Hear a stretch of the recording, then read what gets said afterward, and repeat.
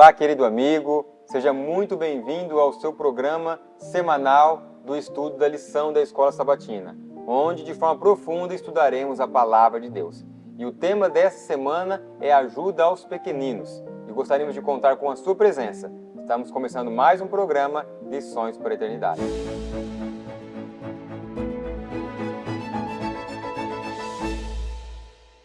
É com grande alegria que mais uma vez estamos aqui para juntos com vocês estudar a lição da Escola Sabatina. Hoje será a 7ª lição e é com grande luta, grande batalha que nós estamos nos esforçando para cada dia mais trazermos um conteúdo com qualidade e também com precisão para vocês. Eu gostaria aqui de apresentar os meus queridos amigos de estudo, o irmão Daniel, sempre está aqui conosco, o irmão Alexandre Dantas e aqui à minha esquerda o nosso irmão Harry. Sempre estamos aqui juntos para estudarmos a lição da Escola Sabatina. Bom, eu falei ajuda aos nossos pequeninos irmãos, porque realmente é uma ajuda que nós temos que estar tanto dando, mas também recebendo. Porque muitas vezes nós também estamos precisando de ajuda. E a palavra de Deus fala que ali nos discípulos, quando Cristo foi para o céu e deixou ali a mensagem para eles, não tinha necessitado entre eles ali. Como entendemos então? Se não havia necessitado ali, é porque eles se ajudavam uns aos outros. Seria isso, meus irmãos? Sim, até a frase que você usou é ajudar os pequeninos irmãos. Quando a gente ajuda, a gente é ajudado. Você mesmo falou essa frase. Por que a gente é ajudado? Porque a gente cresce espiritualmente, o nosso eu morre e cada dia mais a gente cresce espiritualmente, ajudando os outros, né? Louvado seja Deus. Então, a gente ajuda, quem está sendo ajudado somos nós que ajuda. Muito bom, meu Alexandre. E interessante também é que às vezes nós sempre pensamos que nós temos que ajudar, mas podemos também passar por circunstâncias de sermos ajudados. E aí há necessidade de ter a humildade também, de estar ali recebendo uma contribuição ou ajuda. Sim. E é interessante porque aqui mostra para nós o cuidado que Deus tem por todos os seus filhos. E os pobres também requerem um cuidado especial. E como nós poderíamos fazer uma ligação entre administradores fiéis à espera do mestre e ajudar os pobres, trazer ali o seu donativo para esses nossos irmãos? Como nós poderíamos interligar isso? Creio eu que o objetivo de Deus é que nós tenhamos o suficiente para nós e ainda para auxiliar os outros. E Deus ele nos dá toda a orientação na sua palavra para nós termos o suficiente e também para ajudarmos as outras pessoas. Nós temos, como já havíamos falado anteriormente, o Antigo Testamento, o Novo Testamento e o Espírito de Profecia agora. Outro detalhe importante no Espírito de Profecia é que nós encontramos conselhos sobre escola sabatina, conselhos sobre mordomia, que estamos estudando. Nós também temos beneficência aí, beneficência social, na verdade, que também fala dessa importante mensagem de fazer bem ao próximo e como fazer isso. Aqui tem umas recomendações, na Palavra de Deus tem recomendações da forma correta também de auxiliar aos outros. Irmão Harry, gostaria de ler o verso para nós, que está em Mateus 25:34, o verso para memorizar? Sim. Diz assim: Então o rei dirá aos que estiverem à sua direita: Venham, benditos de meu Pai, venham herdar o reino que está preparado para vocês desde a fundação do mundo. Então, só contextualizando esse texto, que é o nosso verso para memorizar, nós precisamos entender que nesse contexto, Jesus está fazendo ali o grande julgamento, colocando as ovelhas à sua direita e os bodes à sua esquerda. Então ele está deixando bem claro ali aqueles que o atenderam na pessoa dos necessitados, aqueles que estavam com fome, aqueles que estavam nus, aqueles que estavam presos, aqueles que estavam doentes, e como que eles foram bem tratados, por aqueles que estão à sua direita, e também não foi bem tratado para os que estão à sua esquerda. E aí tem um comentário aqui da senhora White, na meditação Filhos e Filhas de Deus, de 1956, página 148, que diz assim: é impossível refletir a imagem de Cristo a menos que esse amor de origem celestial esteja em nosso coração. Ninguém cruzará os portais da cidade de Deus caso não reflita esse atributo. Então é algo muito sério, né? Deus espera que o caráter dele seja refletido nas nossas atitudes, também no cuidado com os pobres e necessitados. Amém. Um verso que eu, dentro desse contexto que o irmão Daniel colocou, que eu achei interessante, é o verso 40, que reflete muito bem o que vem trazer a lição, que diz assim: respondendo o rei, lhe dirá, em verdade vos digo que quando o fizeste a um destes meus pequeninos irmãos, a mim o fizeste. O interessante aqui é que o rei chama esses pequeninos de irmãos, que é assim algo próximo, né? Dentro da família, o irmão é alguém mais próximo, é sangue do mesmo sangue, né? E quando nós vemos um nosso próprio irmão, o irmão de sangue, a gente quer ajudar, né? A gente quer beneficiar o nosso irmão e tudo mais. Se a gente vê um irmão nosso passando necessidade, a gente não vai sentir dificuldade de ir lá e acolher aquele irmão, acolher em casa, dar comida, dar vestimenta e tudo mais, né?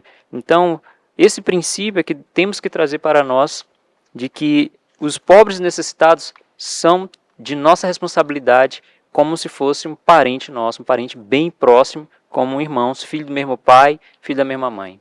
Aqui no maior discurso de Cristo, comentário de Ellen White, ela diz assim: uma religião que induz a menosprezar os seres humanos, avaliados por Cristo em tão alto valor que por ele se entregou.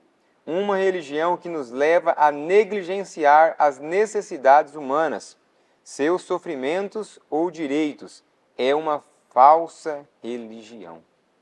Então, aqui traz para nós, de certa forma, uma repreensão, né? Porque a religião que menospreza a necessidade do próximo é uma falsa religião. Exatamente. Nós vamos ver isso mais para frente na história do jovem rico, né? Depois a gente vai comentar mais sobre isso. Agora, outra coisa interessante aqui, que eu considerei aqui da lição, trazendo para o geral da lição, que nós somos administradores, né? Então nós temos responsabilidades dentro do que Deus nos dá para administrar.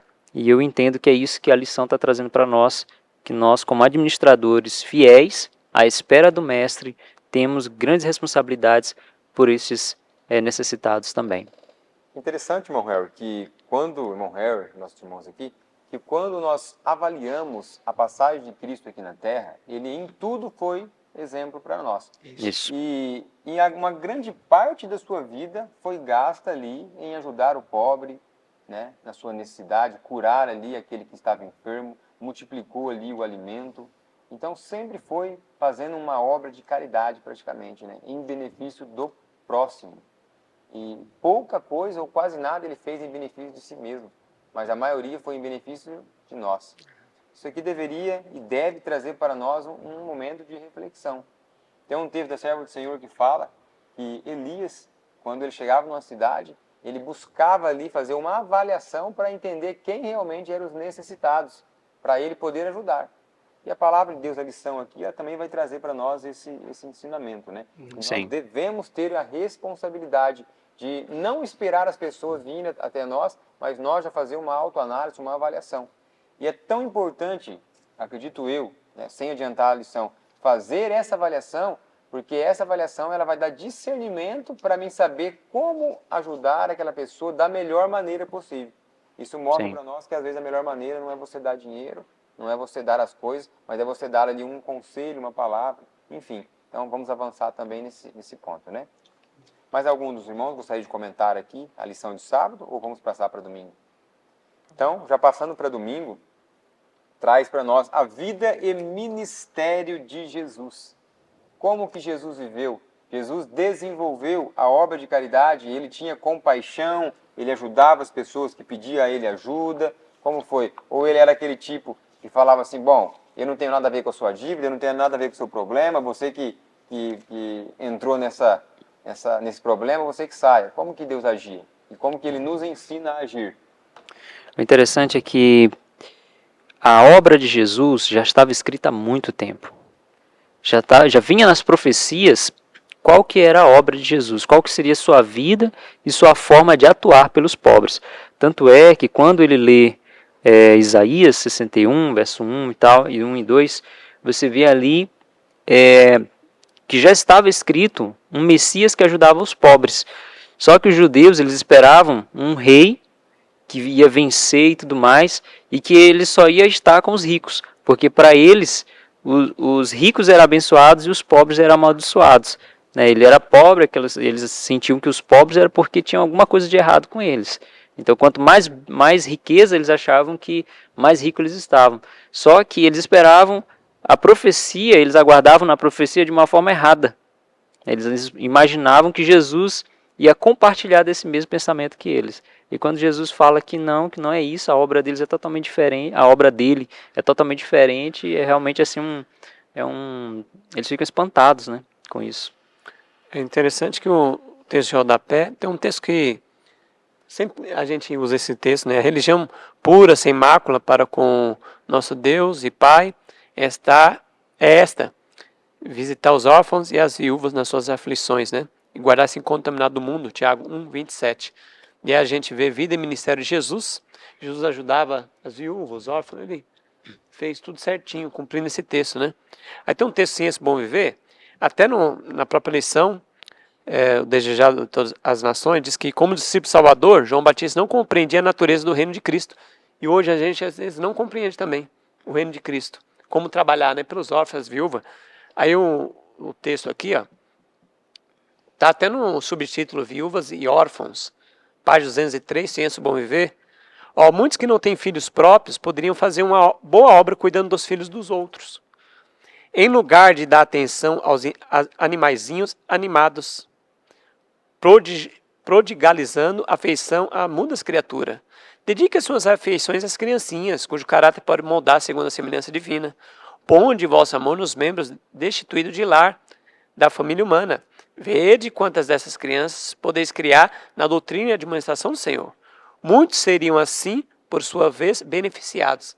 Então aqui a Moat comenta que na época dela acontecia, hoje mais e mais, né? Tem pessoas que criam um animal melhor do que uma criança. E veterinário, qualquer coisinha, e corta a unha, o pelo tratadinho, e às vezes não cuida de uma criança órfã, né? Uhum. Não está nem aí para uma criança órfã. Poderia, tem até uma música, deixe seu cachorro e deixe adotar um cachorro e adote uma criança pobre. Tem uma música do mundo que fala isso aí, né?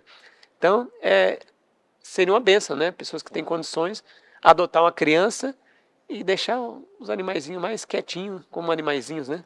Porque tem pessoas que cuidam de animal melhor do que pessoas, né? Misericórdia. Comentando ainda esse texto, tem um trecho aqui da lição de domingo, está no Testemunhos para a Igreja, volume 2, página 24 e 25.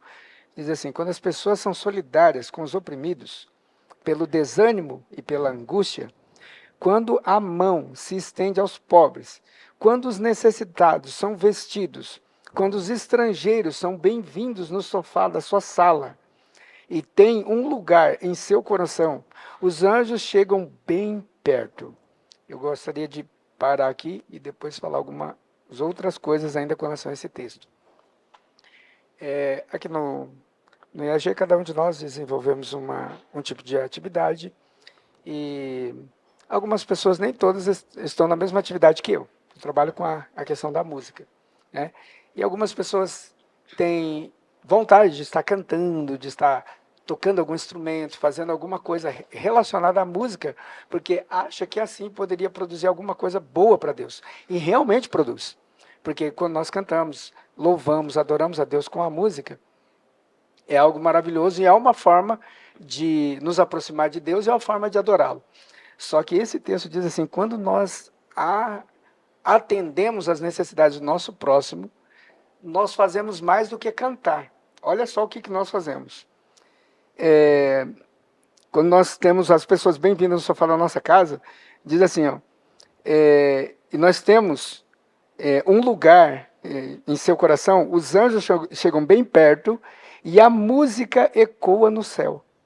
Cada ato de justiça, misericórdia e bondade produz melodia no céu. Vamos parar para pensar nisso. Toda música que nós produzirmos aqui na terra ainda será corrompida. Ainda não será um louvor totalmente agradável ao Senhor. Só que tem um jeito de nós produzirmos música não aqui na terra, mas é um jeito de produzir música no céu, que é fazendo bem ao próximo e àqueles que têm necessidade. Diz assim, ó, cada ato de misericórdia realizado em favor dos necessitados e sofredores é considerado como tendo sido feito a Jesus. Então, é uma forma da gente, Alexandre, cantar sem cantar. É uma forma de nós produzirmos música, mas não aqui na terra, mas produzir no céu com os nossos atos. Amém. E no socorro às pessoas necessitadas. Amém. A lição também traz para nós aqui, no domingo ainda, que, no entanto, o amor de Jesus pelos pobres foi uma das maiores evidências de sua identidade como o Messias, conforme visto na resposta de Jesus à pergunta de João Batista sobre ele ser o prometido.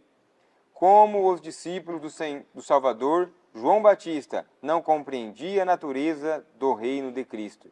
Esperava que Jesus tomasse o trono de Davi e, com o passar do tempo, sem que o Salvador reivindicasse qualquer autoridade real. João ficou perplexo e perturbado. Então mostra para nós que até João Batista, o maior dos profetas, nascido de mãe, ele também tinha ali uma visão errônea referente ao trabalho de ajudar as pessoas, de levar o evangelho, né? Ele imaginava que o Messias não ia simplesmente fazer esse trabalho, mas ia tomar o trono ali e ia reinar. E hoje, nos nossos dias, muitas vezes tem mais valor um pregador que prega de forma eloquente, que fala com sabedoria, do que uma pessoa que está ali ajudando o pobre, que está realmente vendo qual é a necessidade das pessoas, que toma ali à frente, no caso da viúva, no caso do órfão, né, visita os presos, sempre lembra dos enfermos. Então, realmente, Jesus ali, quando ele foi questionado, a resposta dele para João, que está lá em Mateus 11, 1 a 6, né? Fala para João que os cegos estão enxergando, que os coxos estão andando, em outras palavras, que o bem está sendo feito pelo próximo. Né? Que nós venhamos entender que o evangelho em si, ele precisa ser pregado, mas ele precisa muito mais ser vivido. Porque se nós vivermos mais e pregarmos menos, as pessoas vão ser mais beneficiadas, as vidas vão ser mais transformadas e as pessoas vão ser mais alcançadas.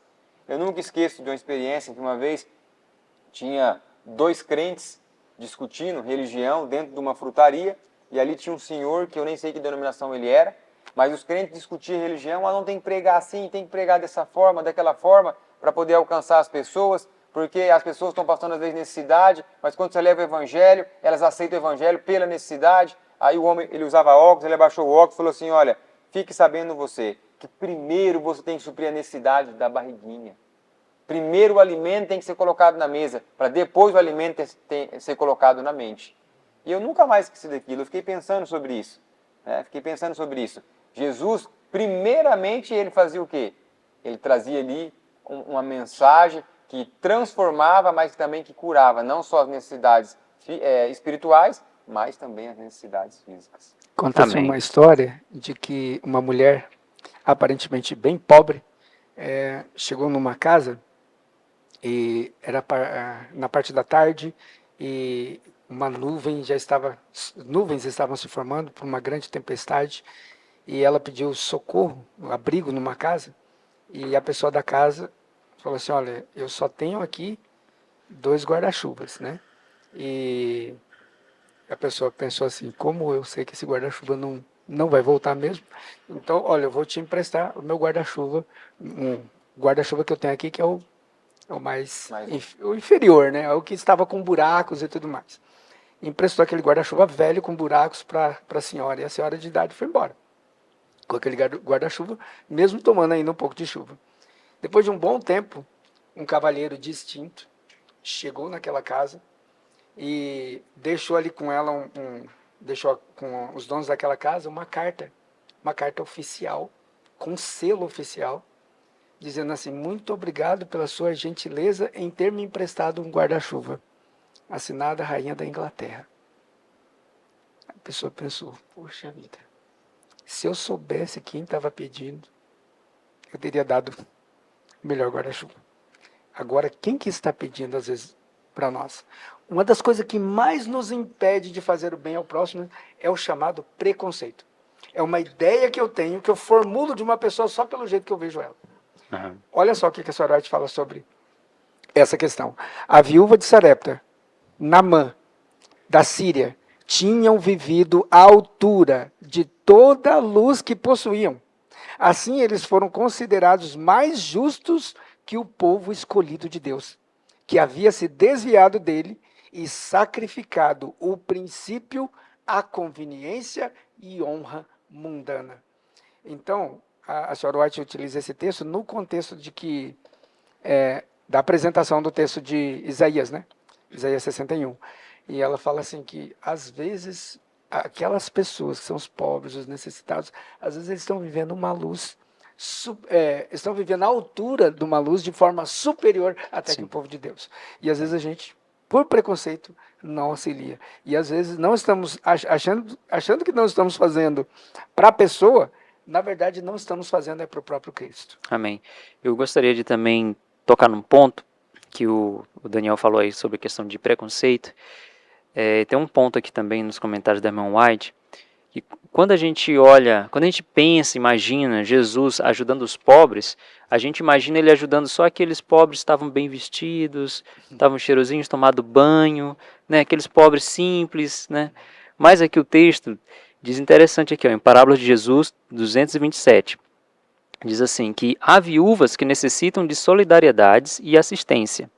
Há órfãos aos quais Cristo ordenou que os seus seguidores os recebessem como um depósito confiado por Deus às nossas mãos. Muitas vezes eles são abandonados, podem ser maltrapilhos, grosseiros e, segundo toda a aparência, nada agradáveis. Ou seja, às vezes a gente tem esse preconceito por ver aquela pessoa grosseira, é pobre, mas é grosseira, é assim, né, não está cheirando bem, está mal vestido, né, então isso é interessante. E que nós devemos ter esses como um depósito nosso, né, como depósito que Deus colocou às nossas mãos. Né. Contudo, olha o que o texto diz, são propriedade de Deus. Esses homens que às vezes a gente se afasta, que a gente não quer olhar, que atravessa a rua, é propriedade de Deus. Foram comprados por alto preço e os seus olhos, os olhos de Deus, são tão preciosos quanto nós somos. São membros da grande família de Deus e os cristãos, como mordomos dele, como mordomos de Deus, são por eles responsáveis. Então nós somos responsáveis também pelos pobres. Então a lição está falando que nós somos administradores fiéis, temos que administrar essa parte também, sobre os pobres. Harry, interessante essa colocação, porque o tema da lição de domingo aqui traz vida e ministério de Jesus. Então, primeiramente, que se nós queremos entender qual era a vontade do Senhor referente aos pobres, nós temos que olhar para a vida e para o ministério dele e como ele agiu com os pobres. E se nós avaliarmos, Cristo também se atentou para os ricos, mas o seu ministério foi mais no meio dos pobres.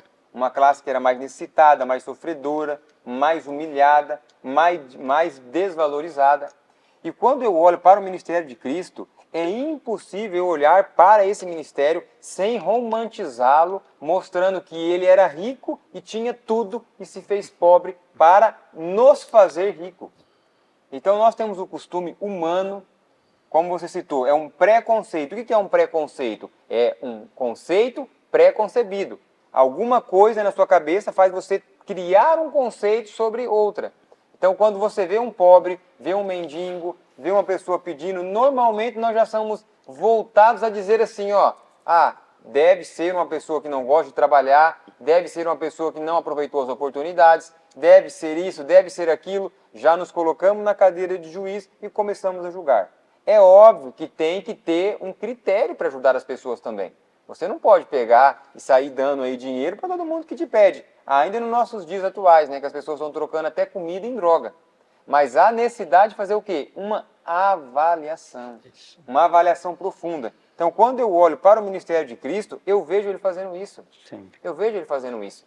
Quando ele curava, quando ele ali trazia a cura, trazia uma mensagem de esperança, é interessante que ele tratava daquela pessoa como ela fosse a única no nosso universo. Irmão Kleber, é interessante que eu lembrei João capítulo 6, né?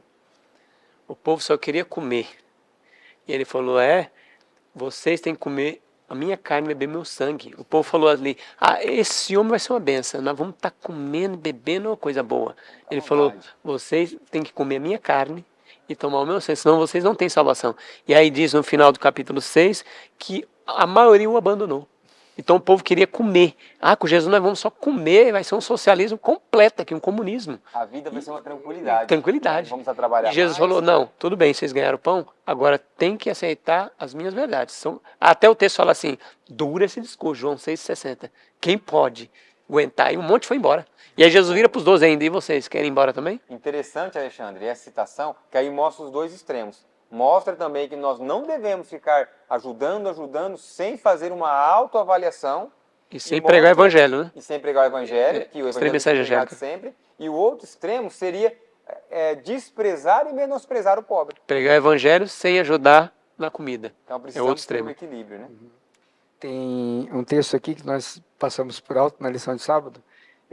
Só o finalzinho aqui do rodapé de sábado diz assim: como veremos nessa semana, por sermos gestores dos negócios de Deus, ajudar os pobres não é apenas uma opção.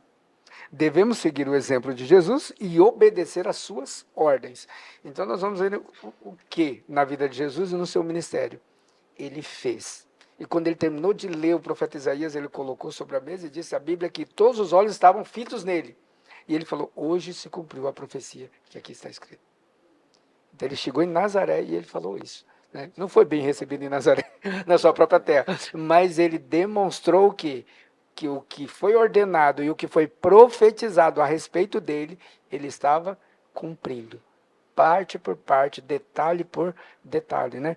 E agora nós temos o que de Cristo? A sua vida, o seu ministério e o seu exemplo. E agora nós vamos seguir a sua ordem? Amém. Aí fica uma indagação para cada um de nós, né? Bom, partindo para segunda-feira, agora nós vamos estudar sobre a provisão de Deus para os pobres. É interessante demais esse título. Provisão de Deus.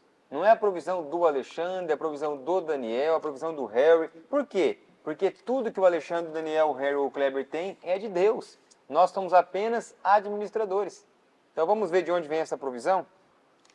Gostaria de pedir para alguém ler para nós aí, Deuteronômios 15, versículo 11. Esse texto ele é muito importante para cada um de nós. Diz assim, pois nunca deixará de haver pobres na terra. Por isso, eu te ordeno, livremente, abrirás as mãos para o teu irmão, para o necessitado, para o pobre da tua terra. Irmão Alexandre, então Deus pede para ajudar ou ele ordena? Ordena para É ajudar. uma ordenação, Ordenação é um mandamento. é uma ordem. É uma ordem de Deus. É lei, é regra. Está escrito que sempre terá pobres sobre a terra. Eu quero fazer uma aplicação nesse texto, fugindo do que você estava falando um pouco, mas nós vamos entrar nesse texto aqui, ó. Pois nunca deixará de haver pobres na terra. É o verso 7, né? É o verso 11, Verso 11. 15, verso Sim, 11. sim. Pois nunca deixará de haver pobres na terra. E alguns dizem assim, eu já vi muitos falar assim, cristão até adventista. Jesus era socialista. Jesus era um comunista. Tem um texto, esse texto já diz que sempre vai haver pobre na terra. Que o socialismo o comunismo é tudo igual. Todo mundo ganha o mesmo salário, todo mundo tem na mesma casa. Aí o texto já falou que não. E tem um texto da irmã Arte que vai falar isso aí. Ó. Reparta com nós, então, Zipão. Testemunho para a Igreja, volume 4, página 552. Não é plano de Deus que a pobreza desapareça do mundo. As classes sociais jamais devem ser igualadas, então não vai ter socialismo nem comunismo. Pois a diversidade de condição que caracteriza os seres humanos é um dos meios pelo quais Deus tem pretendido provar e desenvolver o caráter. Muitos têm insistido com grande entusiasmo que todos os homens devem ter parte igual nas bênçãos temporais, mas este não era o propósito criador. Aí embaixo, só para terminar, seria a maior desgraça que já sobreveio à humanidade se todos devessem ser colocados em posições de igualdade em possessões terrenas. Então, o irmão White aqui, que é Deus inspirando, e na Bíblia, Deuteronômio 15, verso 11, diz que os pobres vai sempre haver na terra para ajudar que o rico, que a pessoa tem dinheiro, desenvolva o caráter. Então, essa ideia, é socialismo, Jesus é socialista, comunista, está fora, não tem nada a ver com a palavra de Deus. Nada a ver. Muito obrigado, irmão Alexandre, pelo seu comentário. Aqui na lição também, na notinha, primeira notinha, fala assim, ó, porém no 7º ano deixe a terra descansar e não a cultive, para que os pobres do seu povo achem o que comer e os animais do campo comam do que sobrar. Faça o mesmo com a sua vinha e com o seu olival. Êxodo 23, 10 a 11. Então, aqui mostrava a provisão, né, de Deus para os pobres naquele momento, naquela época. E Deus trabalhava com uma ordem. Aqui no Patriarcas e Profetas, página 465 e 466, diz assim: a lei de Deus concedia aos pobres o direito a certa parte dos produtos da terra. Se a pessoa estivesse com fome, havia liberdade para ir ao campo do seu vizinho, ou pomar, ou vinha, e comer um grão ou fruto para matar sua fome.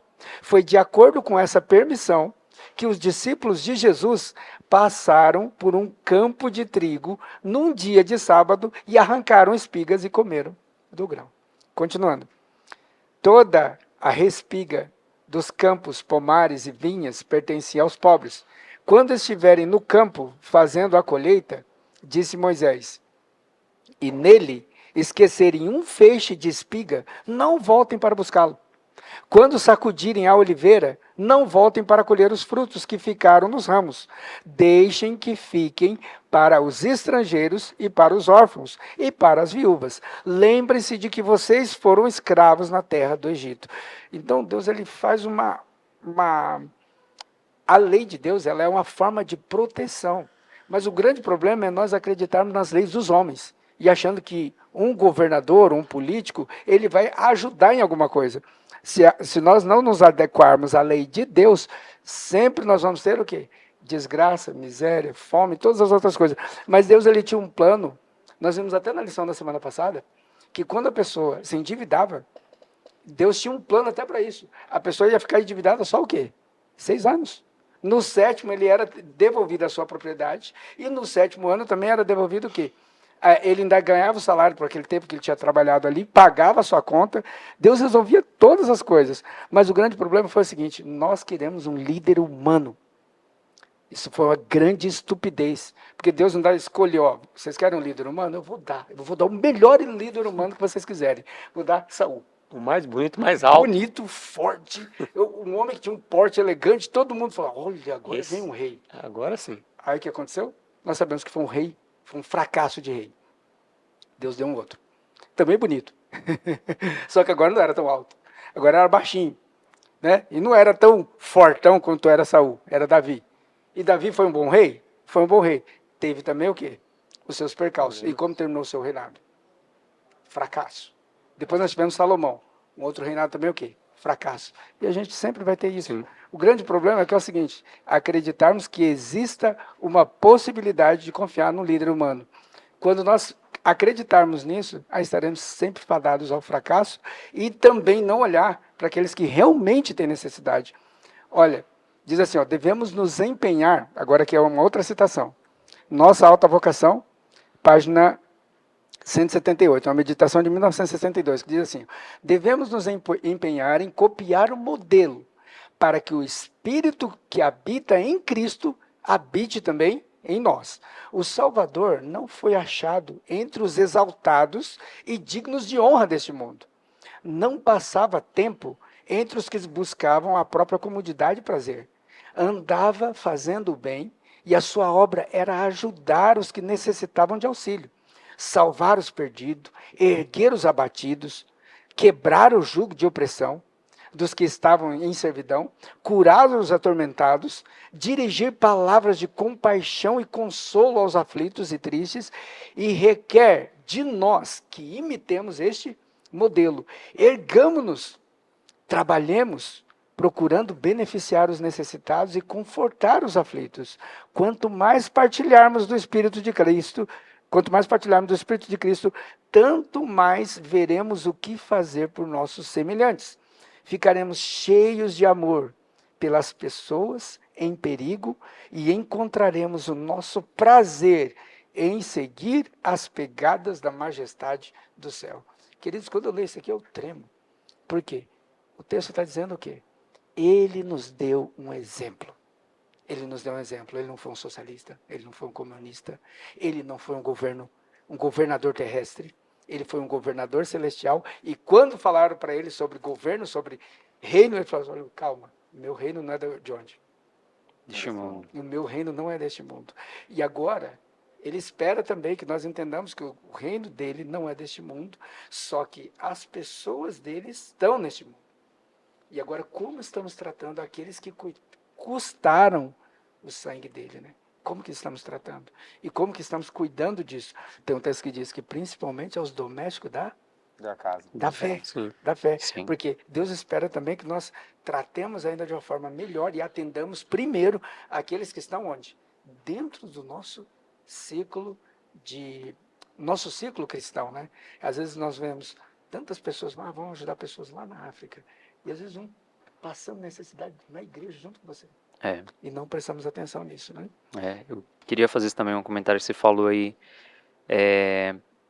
sobre sermos propriedade de Deus, né? O preço que o Senhor pagou. Tem um texto em Provérbios, capítulo 14, verso 31, que diz assim: o que oprime o pobre insulta aquele que o criou. Mas o que se compadece do necessitado o honra. Então, quando a gente deixa de ajudar um pobre, a gente está oprimindo aquela pessoa. E a gente está o quê?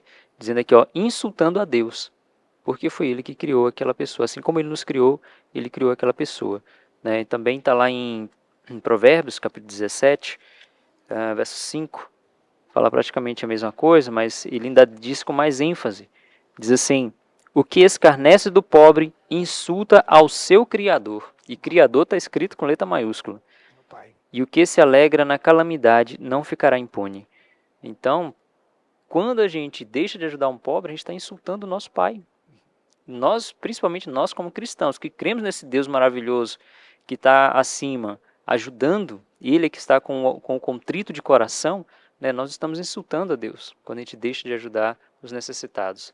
Eu acredito que o maior erro que existe hoje é nós julgarmos pelas aparências. Julgarmos pelas aparências. Já foi feito aí muitas experiências, né, de quando um rico cai na rua ali, todo mundo corre para ajudar, e quando um mendigo cai, às vezes fica ali um bom tempo caído e ninguém se importa com isso. Então Jesus, ele não tinha essa acepção de pessoas. Ele ajudava tanto o pobre como o rico. A palavra de Deus fala que ele veio para salvar, e ali é independente de se é pobre, se é rico, se é branco, se é preto, se é bonito, se é feio, ele veio para salvar. E essa tem que ser também a nossa conduta, né? Porque seguimos o ministério de Jesus, seguimos o que Jesus fazia. Aqui falou, provisão de Deus para os pobres. Mostrou para nós que de tempo em tempo era para deixar ali a sua terra para o pobre consumir dela, né, o que nascesse ali. E trazendo para os nossos dias, como fazer isso? Né? Como fazer? Para aqueles que têm terra, ele pode ali pegar a sua colheita, levar, doar para uma família que está precisando. Para aqueles que não estão morando no campo ainda, já deveria estar morando, né, mas não estão morando no campo ainda, doar uma cesta básica. O interessante é você procurar alguém que está precisando de ajuda e buscar ajudar. O nosso maior erro é ficar esperando as pessoas nos procurarem. Jesus não ficava esperando as pessoas procurarem a Ele, mas Ele procurava as pessoas que precisavam de ajuda. Exatamente. E a provisão de Deus para os pobres, sem dúvida, na atualidade hoje, é nós cristãos, que temos condição, ou que não temos condição, mas que temos alguma coisa, repartir. É isso que eu gostaria também de destacar aqui. Cristo, ele nos exorta a repartir aquilo que temos. Inclusive, existe uma citação que fala que aquele que dá ao pobre empresta a Deus. Então, nós temos que se apegar a isso. Bom, passando já para terça-feira agora, nós vamos entrar em um ponto bem interessante, que é sobre o jovem rico. O jovem rico, ele tinha muito dinheiro, tinha também um desejo, uma atração pelo ministério de Cristo, e ele chegou ali e fez uma entrevista com Cristo, né? E nessa entrevista nós sabemos que Cristo falou o que para ele? Vende tudo o que você tem e dê aos pobres. O que nós podemos aprender com isso, com essa citação de Cristo, com essa exortação de Jesus aqui nesse momento? Com relação aqui ao jovem rico, é interessante a gente pontuar que essa história, segundo a lição aqui, ela é comentada em 3 dos evangelhos, só não é comentada no livro de João. Em cada um desses evangelhos, ela é comentada de uma forma diferente. Só que uma coisa que nós vamos ver em todas as histórias, ele fala que farei para ele dar vida eterna. E nas 3 histórias, Jesus fala para ele guardar os mandamentos. Só que em uma das histórias, Jesus diz aqui no livro de Marcos 10, 21, diz assim: Jesus, olhando para ele, o amou e lhe disse: uma coisa ainda te falta. Vai pelo teu caminho, vende tudo o que tens, dá aos pobres, e tu terás um tesouro no céu. E vem, toma a tua cruz e segue-me. Agora, outra coisa que é interessante que está em todas as histórias. Em todas as histórias estão 5 mandamentos. A segunda tábua da lei de Deus, ela tem quantos mandamentos? 6. Mas tem um que nenhum dos evangelhos fez questão de deixar, que é o último mandamento. Não é colocado. Porque ele pergunta assim para Jesus: qual dos mandamentos? Aí Jesus fala para ele: honrar teu pai e tua mãe, não matarás, não adulterarás, não furtarás, não dirás falso testemunho contra o teu próximo, e você estará amando o teu próximo como a ti mesmo. Só que ele omitiu um mandamento que ele não coloca, que é o mandamento do quê? Não cobiçarás. O 10º mandamento não é colocado em nenhuma das listas. É só você dar uma olhada que você vai reparar que esse mandamento não é colocado. Então tem um detalhe. Eu quero que nós demos uma olhada em 1 João, capítulo 4. 1 João, capítulo 4, versículo 20 e 21. Se um homem diz: eu amo a Deus e odeio seu irmão, ele é mentiroso. Porque se ele não ama o seu irmão a quem viu, como pode amar a Deus a quem não viu? E este é o mandamento que temos dele, que aquele que ama a Deus, que ame também o seu irmão. Aí no livro de Tiago fala assim, que aquele que tropeça num ponto é culpado do quê? De todos. Então ele fala: eu guardo os mandamentos. O texto aqui diz que ele não guarda os mandamentos. Por quê? Quando Jesus vai falar sobre... Jesus só coloca mandamentos da segunda tábua, que é de amor ao próximo. E deixa faltando um. E ele diz que guarda. Aí Jesus fala: guarda mesmo? Então vamos ver se você guarda. Então vende tudo que você tem, dá aos pobres, vem, me segue, você vai ter um tesouro no céu. E o que ele faz? Se retira. Porque qual o grande problema? Jesus não toca no último mandamento, porque o último mandamento está intimamente ligado com o primeiro. O último mandamento diz: não cobiçarás nem a casa, nem nada do teu próximo. Ele não cobiçava nada do próximo porque ele já tinha a sua fortuna, ele já tinha o seu dinheiro. Só que ele cobiçava o primeiro lugar. E o primeiro lugar no seu coração era as riquezas. Então, logo ele tinha um outro Deus diante de Deus. E qual que é o primeiro mandamento? Não terás outros deuses diante de mim. E ele tinha um Deus. E o Deus é a sua riqueza. Então, um grande problema aqui é que nós vemos que ter dinheiro não é problema. Mas ter amor pelo dinheiro, ter paixão pelo dinheiro, ter gana pelo dinheiro, essa é a raiz de todos os... Irmão Daniel, a raiz de todos os males. Só dinheiro ele tinha um cargo alto dentro da igreja. Também. Ó, desejado de todas as nações, página 520, diz assim, ó: o príncipe foi pronto em discernir o que as palavras de Cristo envolviam. Ele ficou triste, ele conseguiu discernir. Houvesse compreendido o valor do dom oferecido, e desde logo você teria listado entre os seguidores de Cristo. Seria um apóstolo, né? Exato. Era membro do honrado conselho dos judeus, e Satanás estava tentando com lisonjeiras perspectivas quanto ao futuro. Olha, você pode ser um grande aqui no Sinédrio. Queria o tesouro celestial, mas desejava igualmente as vantagens temporais que as riquezas lhe trariam. Entristeceu-se de que existissem essas condições. Queria a vida eterna, mas não estava disposto a fazer o sacrifício. O custo da vida eterna figurou-se demasiado grande. Esse retirou-se triste porque possuía muitas propriedades. Aí outra linha aqui, ó. Sua afirmação de haver observado a lei divina era um engano. Mostrou que as riquezas eram o seu ídolo. Não podia guardar os mandamentos de Deus enquanto o mundo ocupasse o primeiro lugar em suas afeições. Então ele não guardava nenhum mandamento, né? Porque Tiago 2 tropeça em todos, ele não guardava nenhum. Ele que dizia: eu guardo. Tem até um livro aí que roda por aí, que diz que ele guardava todos os mandamentos, mas ele não amava. E por isso ele era uma pessoa perdida dentro da igreja. Tem um livro aí que roda por aí. Mas o Espírito de Profecia vai contra isso aí. Ele não guardava nem os 10 mandamentos. Nenhum dos 10 Porque o mandamentos. cumprimento Ele da dizia, lei, né? o cumprimento da lei é o amor. Sim. Sim, Como que você vai cumprir um mandamento se você não ama? exatamente. Então, nós estamos apenas tentando enganar a nós mesmos, É né? o- Quando a gente pensa assim, eu vou fazer o bem para o próximo, eu vou fazer com algum interesse por trás. Sim, Agora, quando Cristo realmente penetra no coração, aí é impossível eu continuar Aí isso totalmente rico. flui naturalmente, né? Ajudar Exatamente, as pessoas. porque eu vou querer, aquilo que eu tenho, eu vou querer repartir com alguém de alguma forma. E várias pessoas, né, nós vamos ver que Jesus vai, depois de tratar dessa história, os discípulos vão falar assim, puxa vida, então isso é muito complicado servir a Deus, porque é mais fácil passar um camelo pelo fundo de uma agulha do que um rico herdar o reino dos céus, assim ninguém se salva. E logo após isso, vem uma outra história, que daqui a pouco nós vamos entrar nela. E aí Jesus mostra um outro rico, provando que é possível ser um rico salvo também. Então, Deus ele fala as coisas que parece que é impossível para o homem, são possíveis para quem? para Deus. Possíveis para Deus. O que eu achei interessante é que esse jovem rico, ele achava que ele guardava os 10 mandamentos. Ele achava que ele guardava. Ou seja, ele tinha uma visão imprecisa de si. Ele tinha uma visão imprecisa do seu cristianismo. E o texto aqui de Conselho sobre Mordomia, 147, diz que há muitos professos cristãos que farão qualquer sacrifício para obter riquezas. E quanto mais êxito tiverem em alcançar o objetivo de seus desejos, tanto menos se importarão com a preciosa verdade e seus progressos no mundo. Perdem o amor a Deus e agem como loucos. Quanto mais prosperam a riqueza material, tanto menos investem na causa de Deus. Puxa. Então eles são professos cristãos. Eles têm uma visão imprecisa da sua própria religião.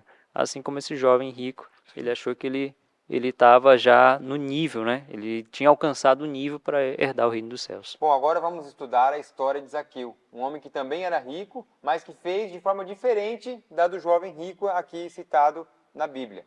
O que nós podemos destacar da história de Zaqueu? O que os nossos irmãos aqui gostariam de comentar? Duas coisas importantes. Cristo amou os dois. E o amor constrange, segundo Coríntios, capítulo 5, versículo 14. E o amor de Cristo constrangeu Zaqueu a ponto dele não precisar pedir. Para o jovem rico ele precisou pedir. Para Zaqueu, o amor dele só de querer ir jantar aquela noite na casa de Zaqueu já fez com que ele doasse metade dos seus bens. E é para os interessante pobres. que Jesus falou assim, de tudo que você tem, me siga. O outro Jesus não falou nada. Ele mesmo que falou, eu vou doar. E quem é que ele deu? Eu defraudei, eu vou devolver. Ele que falou. Ou seja, Porque ele a percebeu, riqueza não era o Deus dele. Sim. exato, ele percebeu a intenção ali, ele sentiu a necessidade, ele percebeu, né? Não, então, se eu vou aceitar essa verdade, eu vou doar. Aqui traz também um ensinamento para nós interessante, que a maioria hoje das denominações, sem aqui estar fazendo uma crítica, né, mas trazendo uma realidade bíblica, é que se pede muito dinheiro para as igrejas. E quando nós avaliamos aqui o contexto geral, tanto do jovem rico, mas também de Zaqueu, e esse dinheiro foi direcionado para os pobres, para aqueles que precisavam, né?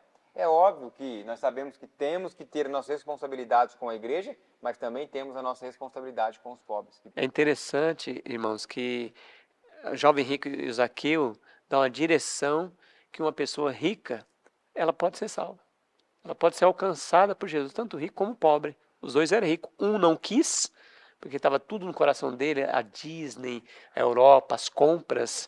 E o Zaqueu, para ele, e era um homem que era, o jovem rico, ele era honrado no Sinédrio. O Zaqueu era desprezado, ninguém gostava dele. Era um homem que ajudava os romanos eram inimigo do povo de Deus, o povo tinha ódio dele. E o que ele fez? Abriu o coração. Olha, eu tenho tudo, mas eu vou dar para as pessoas. Para mim não é. Jesus é o principal. Oh, glória. Louvado seja Deus. Amém, amém. Bom, passando aqui para quinta-feira, né, já que o tema de Zaqueu é simplesmente o oposto do tema de jovem rico, ele aceitou, e isso é interessante, né, nós ressaltar aqui, que você e eu temos a oportunidade de hoje aceitarmos, e só mais um ponto que é interessante, não precisa ser rico para ser mesquinho como o jovem rico, pode ser pobre e mesquinho como o jovem rico, e pode também ser pobre, mas liberal como o Zaqueu. Isso é interessante, nós entendemos. Agora, trazendo para Jó, aqui nós sabemos que Jó foi um dos homens mais ricos do Oriente, mas um homem que tinha o coração aberto. aqui a lição ela traz uma forma interessante de mostrar para nós 3 características diferentes de riqueza. A primeira é um rico mesquinho, a segunda um rico que era um pecador, mas que quando se converteu abriu o coração a Deus, e mostra por último um rico que já era temente a Deus desde do princípio, né? Desde de sempre, vamos dizer assim. E mostra, a Bíblia mesmo fala que Jó ele era íntegro e reto. Amém. Então é interessante... Sendo rico, hein? Sendo rico. Que ali ele não dá tudo para os pobres, ele ajuda os pobres. Rico sempre. Outro ponto importante aqui sobre Jó é que a gente tem que entender o seguinte: Jó, ele com riqueza, ele temia Deus. Sem riqueza, ele continua temendo a Deus. Porque o texto que a lição pede para nós analisar é Jó 1,8. E Jó 1,8, ele já perdeu tudo. Ele já está pobre. Não tem absolutamente nada. E continua temendo a Deus. E agora tem uns detalhes aqui sobre coisas que ele fazia e que nós às vezes não levamos em consideração. Diz assim: ele livrava o pobre e o órfão. Isso está em Jó 29, do 12 ao 16. Ele livrava o pobre, o órfão, aquele que não tinha ninguém para ajudá-lo, ele fazia, ele auxiliava. Diz aqui que ele fazia cantar de alegria o coração da viúva. Ele se vestia de justiça, ele era o pé dos coxos, ele era os olhos dos cegos e pai dos pobres.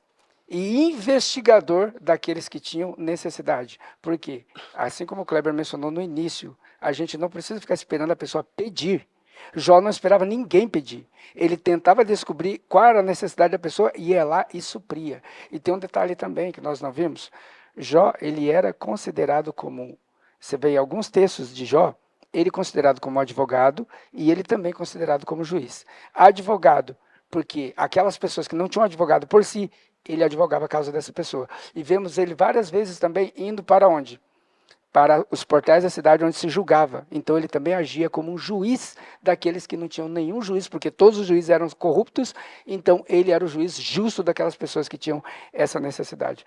E vemos isso no parâmetro da riqueza e também no parâmetro da sua pobreza e da sua doença, do seu infortúnio e de todos contra ele. E então o diabo fica sem argumento, porque esse é um homem que, faça chuva ou faça sol, ele continua com o mesmo caráter. Amém.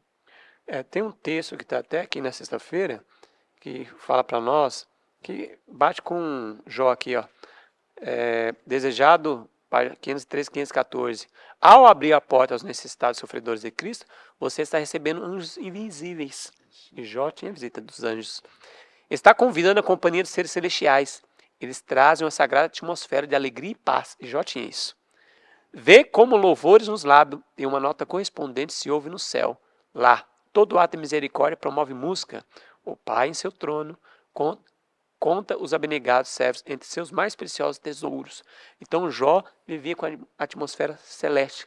Estava doente, estava sofrendo, mas ali estavam os anjos em volta dele. E podemos também, quando a gente ajuda o próximo, com a intenção, não querer se mostrar, com a intenção, Cristo no nosso coração, uma bênção, os anjos estão conosco. Amém. Amém. Bom, em Jó 29, 16 fala que ele era pai dos necessitados e até as causas dos desconhecidos eu examinava. Olha. Então veja, aqui até as pessoas que ele não conhecia, mas que ele entendia que tinha uma causa justa ali, ele examinava, né? Eles animavam até os pecados. Vou fazer um sacrifício aqui, ver se meus filhos não tiver pecado. Então eles examinavam tudo. Ele não ficava esperando alguém falar alguma coisa para ele. Ele ia examinar. E só com relação ao último comentário do Alexandre, que eu achei extraordinário, porque voltou, desculpa puxar a sardinha para o nosso lado da música, mas aqui de novo voltou sobre promover música no céu. E aqui fala assim que quando nós fazemos um ato de bondade aqui, é como se uma nota que a gente produzisse aqui, ela ressonasse no céu.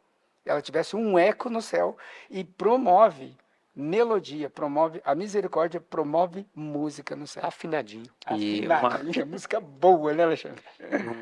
Um último comentário aqui.